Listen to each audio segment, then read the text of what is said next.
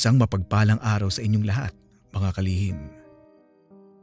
Panibagong istorya ng kababalaghan ang inyong mapapakinggan. Bago tayo magsimula, huwag kalilimutang mag-subscribe sa YouTube channel na ito para sa mga panibagong episodes na inyong mapapakinggan. Ako si Papa Obet at ito ang Lihim ng Gabi.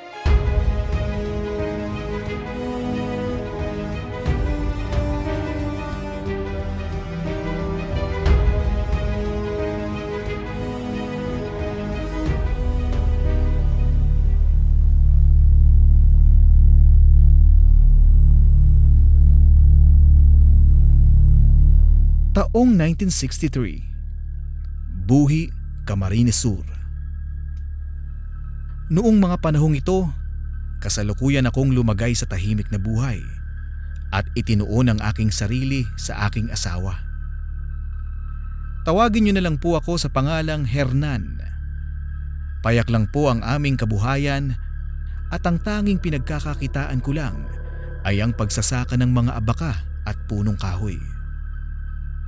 Paminsan-minsan, umi-extra din ako sa mga koprahan na malapit sa aming baryo. Sa ganitong paraan ko lang na itataguyod ang mga pangangailangan namin sa buhay ni Maylene, ang aking asawa. Salat man kami sa mga bagay na temporal, pero hindi iyon naging hadlang para sumuko ako sa hamon ng buhay. Noong mga panahong ito, usap-usapan rin sa mga karatig baryo ang mga gumagalang aswang sa aming lugar, na madalas pa nga ay namiminsala ng mga nagdadalang tao, gayon din sa mga bagong silang na sanggol at matatandang may malubhang karamdaman o yun bang malapit ng bawian ng buhay. Hindi man ito kapani-paniwala para sa akin, ngunit marami na sa aming mga kababaryo ang nakakakita sa mga nilalang na iyon. Ayon pa sa mga nakausap kong residente sa aming lugar, malimit daw sumusuot sa mga silong ng bahay ang aswang na kung tawagin ng mga ito ay maninilong. Dahil sa aking mga narinig, ipinagkibit balikat ko na lang ang mga ito. Naniniwala kasi ako na hindi naman ito gagawi sa aming bakuran. Lalo pa nga at hindi pa naman nagdadalang tao si Maylene ng mga panahong iyon. Bagaman hindi na rin bago sa asawa ko ang mga usaping aswang, mabuti na rin ang nag-iingat. Sa bayan kasi ng asawa ko, sa Uson, Masbate, may mga tinatawag silang aswang na baklay na may kakayahang bulungan ng isang tao sa malayong distansya. Dagdag pa ni Maylene na ang mga ganitong uri ng aswang ay gumagamit ng bulong sa hangin para mapasunod ang gusto nilang biktimahin. Hindi ko naman binibigyan ng pansin ang mga pinagsasasabi ng asawa ko sa kadahilan ng hindi pa naman ako nakakakita ng isang aswang. Subalit ayon rito, wala naman daw masama kung pakikinggan ko ang kanyang mga sinasabi. Para na rin sa aming kapakanan. Dumating pa nga sa punto na pinagtalunan namin ang mga bagay na may kinalaman sa mga aswang. Ano ka ba naman, Maylene? Wala ka na bang ibang bibig kundi aswang, aswang? Imbis na asikasuhin mo ako dahil sa pagod dahil maghapon akong nagsasaka, kung ano-ano pang mga bagay ang lumalabas sa bibig mo. Magkasunod kong paliwanag. Bakit ka nagagalit, Hernan? Masama na ba ang magbigay ng opinyon ngayon? Palibhasa isa kang mangmang at wala kang alam kung hindi magbungkal ng lupa. Kaya wala tayong asenso sa buhay Ewan ko ba naman?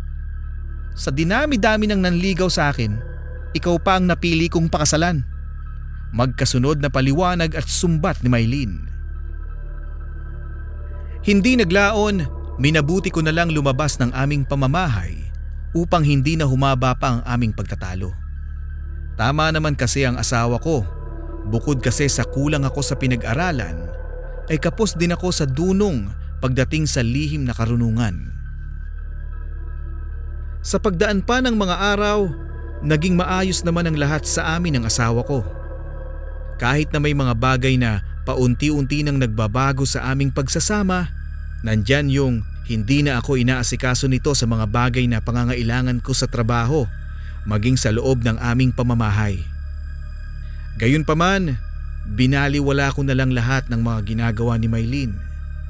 Batid ko kasi sa aking sarili na hindi pa humuhupa ang galit nito sa akin. Makalipas pa ang 1 linggo, nagpatuloy lang ako sa pagsasaka ng mga abaka at punong kahoy. Kasabay nito, pinanindigan ko pa rin ang aking responsibilidad bilang isang asawa. Halos lahat ng kinikita ko sa pagsasaka ay ibinibigay ko pa rin dito ng buo, nang walang labis at walang kulang. Hanggang isang umaga, matapos akong makapag-ani ng mga punong kahoy, diretsahan ko itong dinala sa pamilihang bayan upang ibenta. Noong umagang iyon, hindi ko inaasahan na may makikilala akong babae sa merkado na Mayang ang pangalan nito. Isang mestisa at dalaga. Ni sa hinagip, hindi ko akalain na mahuhumaling ako sa ganda ng babaeng kausap ko. At hindi ko maiwasan ang makipagtitigan dito. Dahil sa ginawang pagpakyaw ni Mayang sa lahat ng dala kong bungang kahoy, ay natuwa naman ako dito. Ngunit hindi ko namalayan na nahuhulog na pala ako sa magandang dalaga habang nag-uusap kami at nagbabayaran. Maya-maya pa, bigla namang sumabat ang isang matandang lalaki na hindi ko inakalang ama pala ni Mayang. Kung saan bigla akong nawala sa aking wisyo habang nagsasalita ito ng mga katagang gumulat sa aking kamalayan.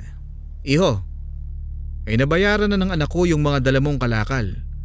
Bakit hindi ka pa umalis? Mariing giit nito. Eto na nga po't paalis na rin po ako. Pasensya na po kayo kung natitigan ko yung maganda niyong anak. Mariin kong tugon. Para sa kaalaman mo iho, hindi ko pinaliligawan ang anak ko sa kalye. Kung talagang gusto mo siya, manligaw ka ng formal sa aming pamamahay. Huwag dito sa palengke. Kung makatitig ka kasi sa anak ko parang gusto mo na itong hubaran ng saplot sa kanyang katawan. Magkasunod na paliwanag ng matandang lalaki. Para wala na kaming pagtalunan ng matandang lalaki, dali-dali naman akong umalis sa lugar na iyon. Dala ang perang pinagbentahan ng aking mga tanim. Ngunit hindi ko talaga maiwasan na lingunin si Mayang. At sa pakiramdam ko, tila nahipnotismo ako ng babaeng iyon. Sa pagdating ko naman sa aming pamamahay, laking gulat ko nang bumalik ang sigla ng pag-aasikaso sa akin ni Maylin. Matapos kong iabot dito ang perang pinagbentahan ng aking mga bungang kahoy, kung kaya naman hinayaan ko na lang ito sa kanyang obligasyon bilang asawa na asikasuhin ako. Subalit habang tumatagal, paunti-unti ko nang hinahanap si Mayang. At dumarating pa ako sa puntong pumapasok ito sa aking mga panaginip. Noong mga unang gabi ko itong masilayan sa aking panaginip, hindi ko naman ito pinapansin. Ngunit ang pagpasok nito sa aking panaginip ay nagiging madalas na. Hanggang isang gabi nang sumapit ang bilog na buwan at maalinsangan ang paligid ng gabing iyon, nang bigla kong makita si Mayang sa harapan ng aming pamamahay. Dala ng aking kalituhan, bigla ko itong kinausap upang alamin kung paano nito nalaman ang aking kinaroroonan. Gayunpaman, nanatili lang naman itong walang imik habang nakatitig sa aking mga mata at pabulong na bumubuka ang kanyang bibig. Habang ako naman ay nakatitig din sa mga mata ni Mayang ng gabing iyon. Maya-maya pa, nakakarinig ako ng isang tinig sa aking isipan na sinasabing sumunod daw ako sa kanyang mga sasabihin. Makinig ka, Hernan. Ngayong nasa ilalim ka na ng aking kapangyarihan, gusto kong malaman mo na kailangan ko ng iyong binhi para sa aming saling lahi. At ibibigay mo sa akin ang kailangan ko sa ayaw mo at sa gusto. Mariing utos ng tinig sa aking isipan. Maya-maya pa, tuluyan ang kumalas ang wisyo ko sa katawan. At para na akong alipin na naging sunod-sunuran sa lahat ng sinasabi at iniuutos ni Mayang. Hindi ko rin namalayan sa aking sarili na naroon na kami sa pamamahay ng mga ito. At pakiramdam ko ng gabing iyon, hindi ko na rin kilala ang aking sarili. Makailang beses ring may namagitan sa amin ni Mayang ng gabing iyon. Nalabis namang ikinatuwa ng ama nito na si Mang Freddy. Halos ang mga simpleng pagkain ng mga ito na inaakala ko noon na pangkaraniwang karne lang ay kinakain ko na rin. Magaling ang ginawa mo, Mayang. Anak, hindi maglalaon, mapapabilang na sa angka natin si Hernan. Mariing sambit ni Mang Freddy. Huwag po kayo mag-alala, tay.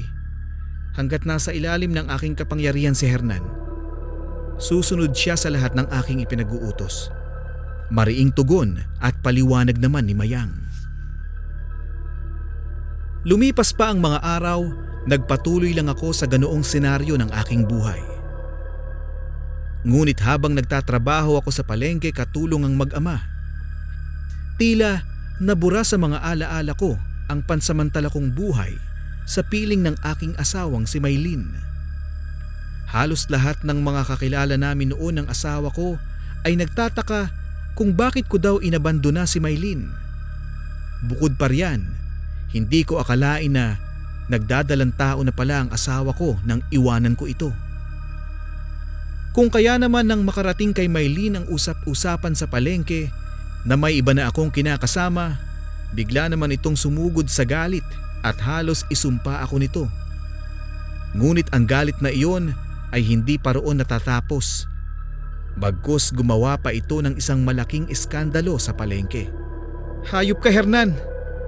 Anak ka ng ama mong inutil! Sabi mo magpapahangin ka lang. Pero bakit hindi mo sinabing sa ibang bahay mo pala gustong magpahangin? Mariing sambit ni Maylin. Ikaw namang babae ka. Alam mong may asawa yung tao, nilalandi mo pang demonyo ka. Dagdag pang sambit ni Maylin.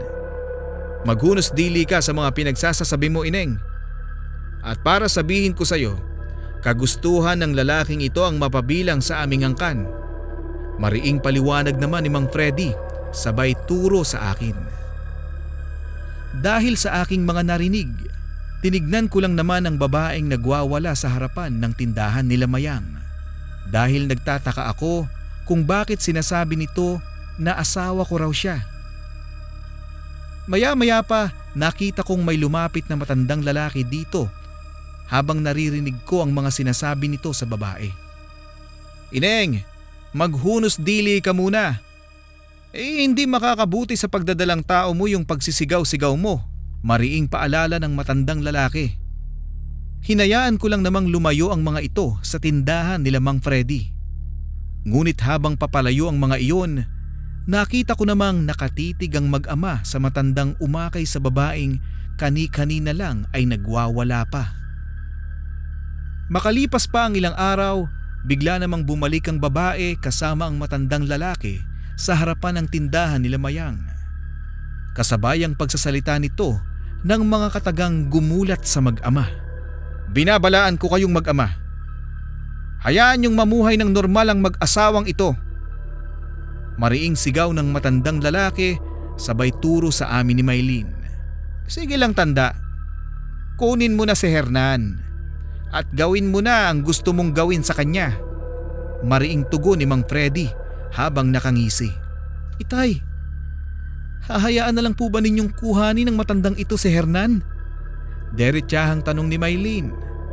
Hayaan mo lang sila, Mayang. Anak, at ako na ang bahala sa iyong katipan at sa asawa nito. Dagdag pang paliwanag ni Mang Freddy. Hindi ko alam kung ano ang nangyayari sa katawan ko at parang hindi ko kayang tutulan ang nais ng matandang lalaki. Ngunit habang akbay ako nito sa balikat, tila bumibigat ang pakiramdam ko habang may ibinubulong ito sa aking tenga. Sa kalaunan ay nakarating na kami ng mga ito sa pamamahay ni Maylin at dito na rin ako nawala ng ulirat. Ilang minuto pa ang nakalipas nang bumalik ang aking kamalayan at laking gulat ko nang may matandang lalaki sa aking harapan. Ayon rito, ginamitan daw ako ng hipnotismo ng babaeng nakilala ko lamang sa pangalang Mayang, kung kaya napasunod ako nito sa kanyang mga nais. Sa puntong iyon, napaisip naman ako ng malalim habang nakatitig kay Maylin. Iho, siya ang tunay mong asawa na iniwanan mo ng basta-basta at halos 2 buwan kang nanatili sa puder ng mga iyon. Kung hindi mo na itatanong iho, aswang ang mag-amang iyon at ginamitan ka ng anak no ng mataas na antas ng hipnotismo at gayuma. Kaya wala kang maalala sa iyong isipan sa ngayon, hindi ba? Pero huwag kang mag-alala. Ang mga ibinulong ko sa iyo kanina ay para ibalik ka sa normal mong buhay. Sa totoo lang, ay nadaanan ko itong asawa mo sa palengke. Doon sa mag-amang Freddy at Mayang. Kung kaya nagdesisyon akong tulungan kayo. Magkakasunod na paliwanag ng matandang lalaki na isa palang albularyo. Matapos kong marinig ang mga paliwanag ng matandang albularyo, agara naman akong nagpasalamat dito kasabay ng paghingi ko ng tawad kay Maylin. Dahil sa mga pangyayaring iyon, inakala ko sa aking sarili na doon na natatapos ang aming kalbaryo. Subalit, nagkamali ako. Sa pagdaan pa ng mga buwan, naging maayos naman pansamantala ang pagsasama namin ni Maylin sa kabila ng mga nangyari. Bumalik din sa normal ang aming pamumuhay bilang mag-asawa at naghanap buhay ako ng marangal. Hanggang isang umaga, habang nag-aani ako ng mga pananim kong ibebenta ko sa merkado, nang makasalubong ko si Mang Freddy at tinitigan ako nito ng pailalim kasabay ng pagsasalita nito sa akin. Sa susunod na gabi, bantayan mong maigi ang asawa mo, Hernan. Malapit na siyang manganak. Sa ayaw at sa gusto mo, ipapalasap ko sa iyo ang ganti ng aswang.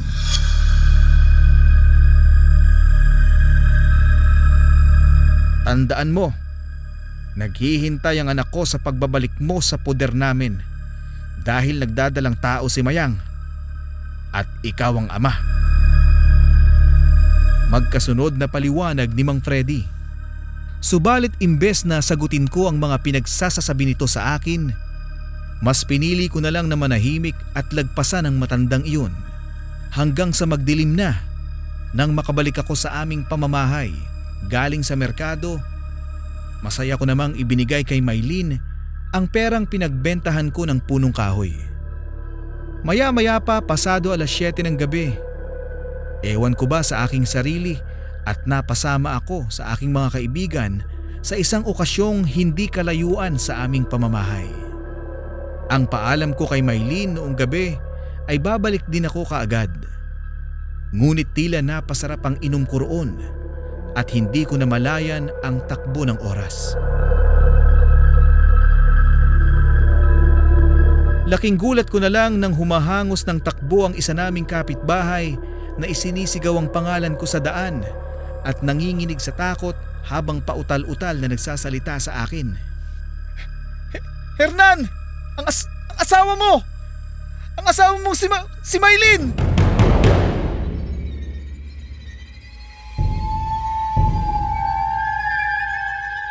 Mariing sigaw ni Renato. Dahil sa mga sinabi ni Renato, bigla naman akong natauhan kahit nakainom ako at bumilis ang pintig ng puso ko. Na kahit ako sa aking sarili ay hindi ko rin maipaliwanag ang magkahalong emosyon na aking nararamdaman. Sa labas pa lang ng aming pamamahay, nagkakagulo na ang mga taong nakikiosyoso.